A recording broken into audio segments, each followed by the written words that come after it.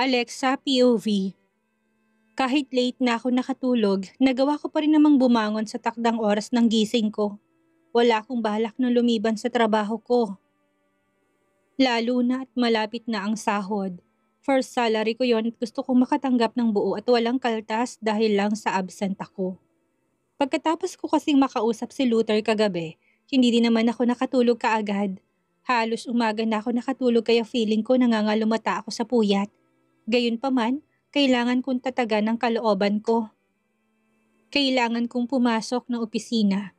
Kagaya na nakagawian pagkatapos kong naligo, saka naman ako uminom ng kape at pagkatapos mag-ayos, kagad na din akong lumabas ng condo unit.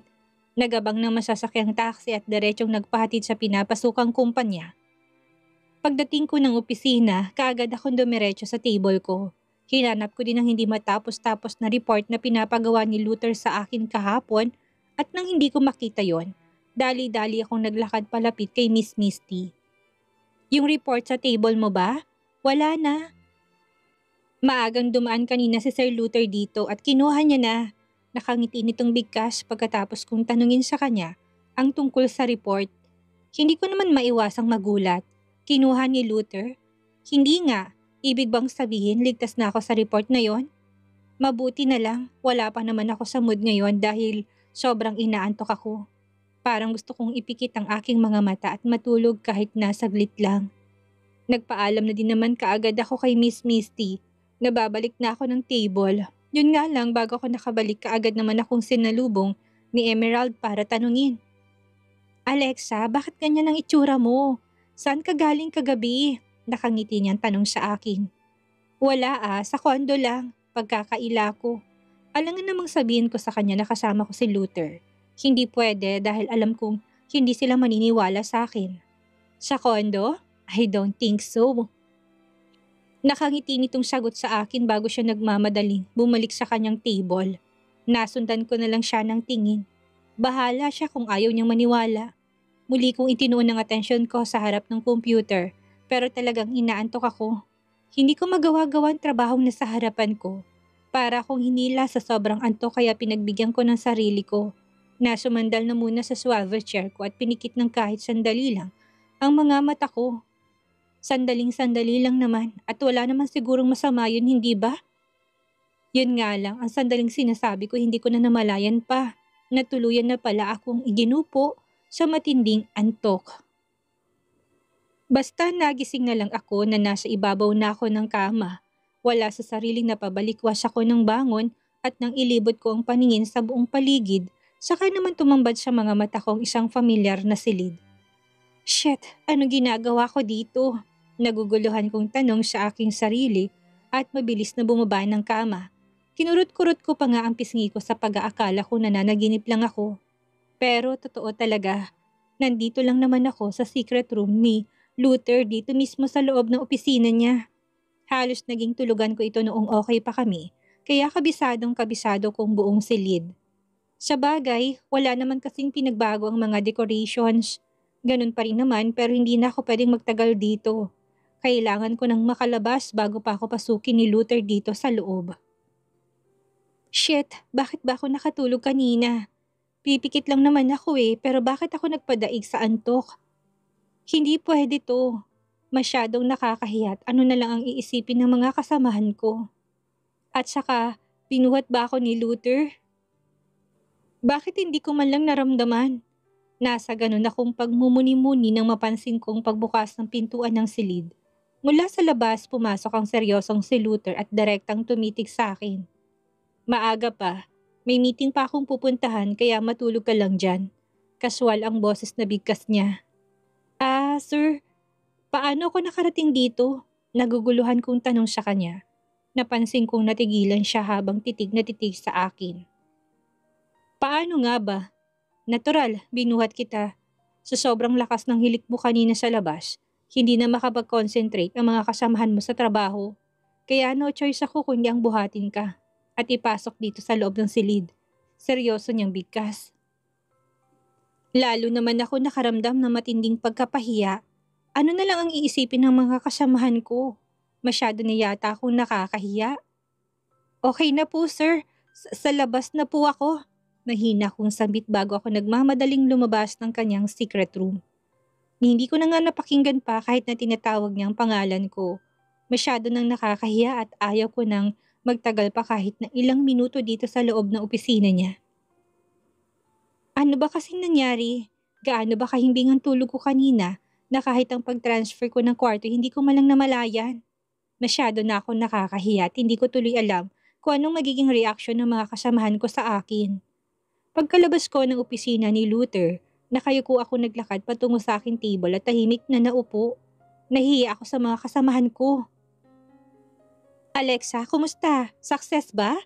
Akmang i-on ko na sanang computer nang bigla akong lapitan ni Susan. Gulat naman ako na patingala sa kanya. Ang alin? Nagtataka kong tanong sa kanya. Napasulyap pa ako sa mga kasamahan namin na noon at patingin-tingin din sa gawin naming dalawa ni Susan. Ang alin? Ikaw ha? In denial ka pa? Well, hindi ko akalain na ganyan ka pala. Pasimple pero kapansin-pansin. Nakangiti nitong bigkas. Hindi ko naman maiwasan na mapakunot noo dahil sa sinabi niya. Hindi ako ganun katanga para hindi ko maintindihan ang ibig niya sabihin. Alam ko ang tinutukoy niya. Tungkol yun sa ilang oras kong nasa loob ng opisina ni Luther. Wala sa sariling napatingin muli ako sa iba pa naming mga kasamahan. At nang mapansin ko na halos lahat sila ay makahulugan ang paraan ng pagtitig sa akin, hindi ko mapigilan ang makaramdam ng pagkaalinlangan. Alam ko ang iniisip nila. Basang-basa ko yun sa paraan ng pagkakatitig nila sa akin. Ano ka ba? Puyat kasi ako kagabi kaya nakatulog ako kanina. Mahina akong sambit. Puyat? Sa bagay, kayo nga palang dalawa ni Mr. CEO na iwan kahapon dito sa opisina. Kaya hindi nakakapagtaka na napuyat ka. Grabe, hindi ko akalain na gagamitin mo yung ganda mo para akitin siya. Nakangiti nitong sambit na labis kong ikinagulat. Wala sa sariling napatayo ako't seryosong hinarap siya. Susan, no, ano ka ba? Kung ano man ang iniisip niyo sa akin, walang katotohanan yan. Kagad ko na rin namang bigkas. Wala namang kami iniisip na masama sa iyo Nagtataka lang talaga kami. Imagine, nahuli ka ng boss natin na nakatulog dyan sa upuan mo tapos, imbis na magalit siya, parang wala lang at binuhat ka pa niya papasok sa kanyang opisina. Hindi ba't nakakakilig yun? Nakangiti nitong sambit pero ramdam ko sa boses niya ang inggit. Hindi naman ako nakaimik. Ano ka ba Alexa? Magka-office mate at magkakaibigan naman tayo at walang dahilan para ilihim mo to sa amin. Kitang-kita naman sa mga kilos niyo Don't worry, ngayong alam na namin kung anong klaseng babae ka, medyo iiwas na kami sa'yo. Nakangisi nitong sambit bago ito nagmamadaling bumalik sa kanyang table. Parang nanlalata na muli akong napaupo. Pakiramdam ko biglang sumakit ang ulo ko sa mga narinig ko mula kay Susan. Hindi ko akalain na husgahan niya ako ng ganun kabilis. Ganun pa man kailangan kong ituloy ang trabaho. Pinilit kong iwaksi sa isipan kong mga pinag-uusapan namin ni Susan. Walang magandang maidudulot sa akin yon at hindi ko rin naman silang masisisi na mag-isip ng hindi maganda sa akin. Lalo na't galing ako sa loob ng opisina ni Luther. Natulog ako ng ilang oras sa loob mismo ng opisina nito. Kahit nakakaibang pagtitig sa akin ng mga kasamahan ko, pinilit ko pa rin na itutok ang buong atensyon sa trabaho. Yun nga lang, hindi pa nga ako nakakaisang oras sa pagkakaupo. Nilapitan naman ako ni Miss Misty at sinabi nitong pinapatawag daw ako ni Luther. Hindi ko tuloy maiwasang makaramdam ng kaba at wala sa sariling napasulyap sa mga kasamahan ko. At nang mapansin ko na nakatitig din sila sa akin, hindi ko mapigilan ang mapakagatlabi. Shit, hindi ko akalain na may ganito pala silang pag-uugali. Ang pangit nilang kabanding. Ayaw ko na yatang makipag-close sa kanila, lalo na't ngayon pa lang, para bang hinuhusgahan na nila ako sa mga titig pa lang nila. Bakit daw po Miss Misty? Nagtataka kong tanong sa kanya. Isang tipid na ngiti ang naging tugon niya sa akin bago siya umiling. Hindi ko rin alam basta puntahan mo na lang, baka importante ang kailangan sa'yo. Nakangiti nitong bigkas. Wala na akong choice pa kundi ang tumayo na din at naglakad patungo sa pintuan ng opisina. Abot-abot ang kaba sa puso ko. Ano kayang kailangan ni Luther sa akin? Hindi niya pa ba na-gets kanina na gusto ko na siyang iwasan? Bakit feeling ko, lapit pa rin siya ng lapit sa akin? Ganun pa man, nagpa siya na akong kumatok ng 3 beses sa pintuan. ng opisina dito bago ko dahan-dahan na binuksan. Yun nga lang, bago ako nakapasok sa loob, narinig ko pang boses ni Mary na nagbanggit ng hindi ka nais-nais na salita. Malandi pala yan eh. Ginamit ang ganda para makalapit kay Mr. CEO. Narinig kong sabit nito pero kaagad din naman tong sinaway ni Emerald. Hindi ko tuloy mapigilan na makaramdam ng lungkot. Parang iba ng tingin sa akin ng mga kasamahan ko at hindi ko talaga sila masisisi. Kasalanan ko to. Dapat pala umabsent na lang ako ngayong araw kaysa gumawa ng hindi ka nais-nais na eksena ngayong araw. Dapat pinigilan kong antok ko at hindi ako natulog. Wala sana ako sa ganitong sitwasyon at hindi sana ganon kababa ang tingin sa akin ng mga kasamahan ko ngayon dito sa trabaho ko. Pinapatawag niya daw po ako, sir. Mahinang tanong ko kay Luther pagkapasok ko sa loob ng kanyang opisina. Kagad naman itong nagangat ng tingin at diretsong tumitig sa akin. Kumustang pakiramdam mo? Okay ka na ba? Seryosong tanong niya sa akin. Wala sa sariling kaagad naman akong tumango. Pasensya na po kayo kung nakatulog ako kanina. Hindi ko po sinasadya. Mahina akong sambit. Hindi ako makatingin ng diretso sa kanya dahil nahihiya pa rin ako. Oras ng trabaho, nakatulog ako at imbis na pagalitan niya ako, hindi niya man lang ginawa bagkus nagawa niya pang ipagamit sa akin ang kanyang secret room para maging komportable ako. Ayos lang, walang problema. Napuyat ka kagabi at hindi ko rin ini-expect na papasok ka ngayong araw. Seryosong sambit niya. Hindi naman ako nakaimik. Siya nga pala, kumain ka na muna. Pasado 2:00 na ng hapon at nalipasan ka na ng lunchtime. Muling bigkas niya gamit ang malumaning niyang boses. Sabay turo sa mga pagkain na nasa ibabaw ng mesa niya. Hindi ko mapigilan na makaramdam ng pagkatakam. Kape lang ang laman ng sikmura ko simula kaninang umaga, kaya talagang gutom na talaga ako. Sir, nakakahiya naman po. Malapit na pong uwian kaya mamaya na lang po ako kakain. Mahinang sagot ko. Napansin kong kaagad namang nagsalubong ang kilay niya na para bang hindi siya masaya sa katagang narinig niya sa akin. Malapit ng uwian? For God's sake, Priscilla, 2:00 pa lang ng hapon. Palagay mo ba kaya kong tingnan kang nagugutom? Seryosong sambit niya. Hindi naman ako nakaimik. Hindi ko kasi maintindihan kung bakit naririnig ko na naman ang mga katagang ito ngayon sa bibig niya. Hindi ko maintindihan kung bakit feeling ko napaka-special na naman ng pagtrato niya sa akin. Now, kumain ka na. Hindi ka lalabas dito sa loob ng opisina ko hanggat hindi ka kumakain. Seryoso niyang sambit. Wala na ako nagawa pa kundi ang dahan-dahan lang na naglakad patungo sa kanyang table kung saan nakapatong ang mga pagkain. Pagkalapit ko, muli akong tumitig sa kanya bago ako nagsalita. Pwede bang doon ko na lang ito kainin? Seryosong tanong ko sa kanya sabay turo sa isang sofa na may center table. Alangan naman dito ako sa harap niya kakain habang abala siya sa mga papeles na nasa harapan niya. Mas nakakailang yun. Sure, kahit saan mo gusto, walang problema. Basta bawal lang lumabas dito sa loob ng opisina ko hanggat hindi ka tapos kumain. Seryosong sambit niya kaya hindi ko mapigilan ng mapangiti. Maayos din naman pala siyang kausap eh. Salamat po. Sagot ko din naman kaagad sa kanya sabay dampot sa mga pagkain na sa ibabaw ng mesa. Pagkatapos noon, naglakad ako patungo sa may couch at naupo. Isa-isa kong tinitignan ang mga pagkain na nasa loob ng Tupperware na may logo ng isang sikat na restaurant at nang mapansin kong puro paborito kong laman noon, hindi ko mapigilan na makaramdam ng matinding tuwa. Sa kabila ng hindi magagandang nangyari sa aming dalawa ni Luther noon, naging maayos pa rin ang pagtrato niya sa akin ngayon. Hindi ko alam pero para bang memorize niya din yata ang mga pagkain na paborito ko. Dahil sa gutom, kaagad ko nang nilantakan ng mga pagkain na sa harapan ko.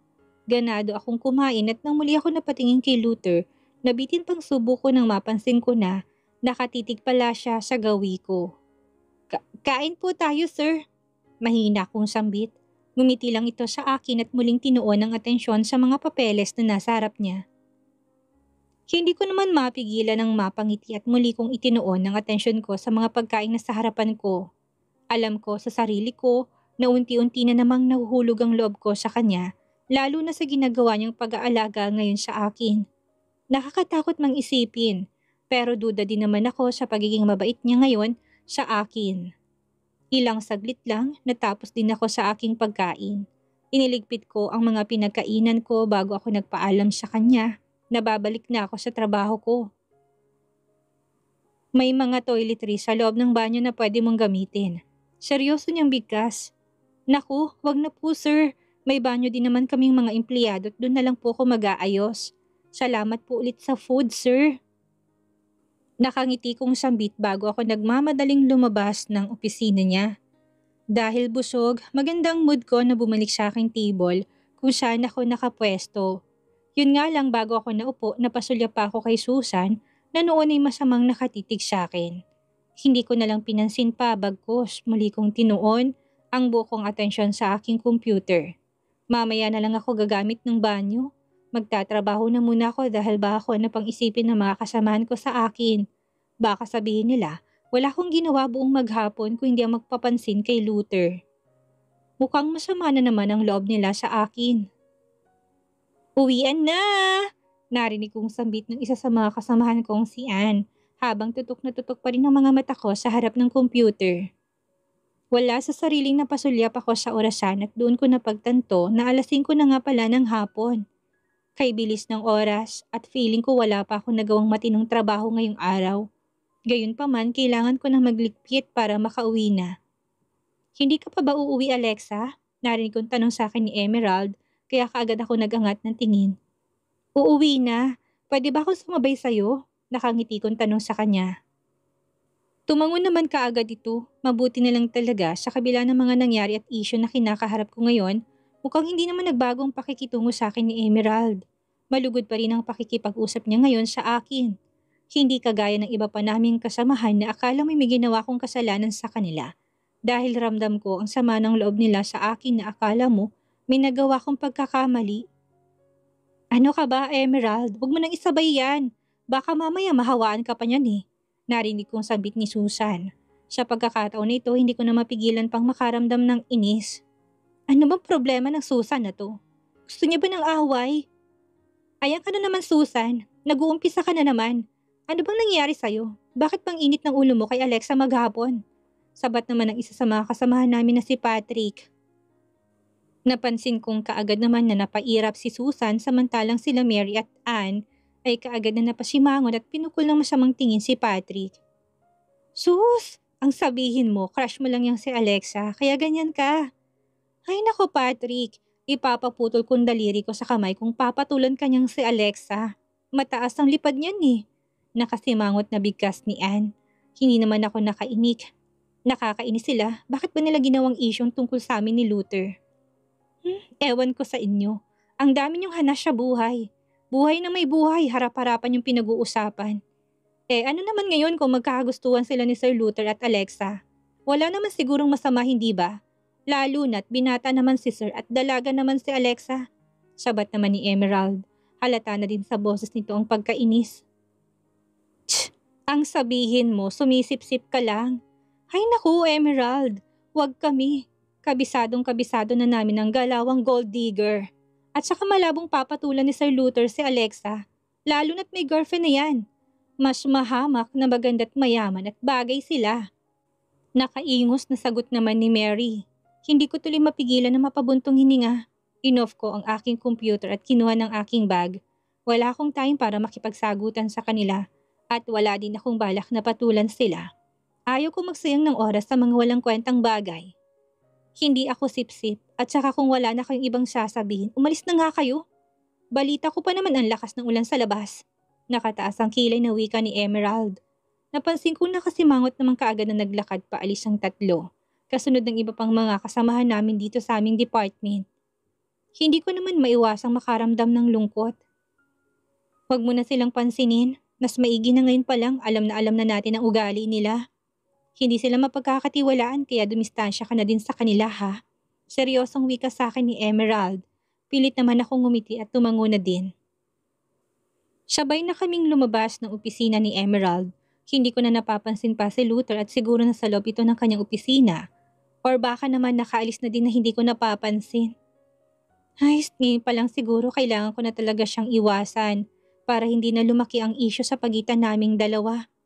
Nakakahalata na din kasi talaga ang mga kasamahan ko't mukhang hindi sila masaya na para bang malaking kasalanan porket napapansin nila na kinakausap ako ni Luther.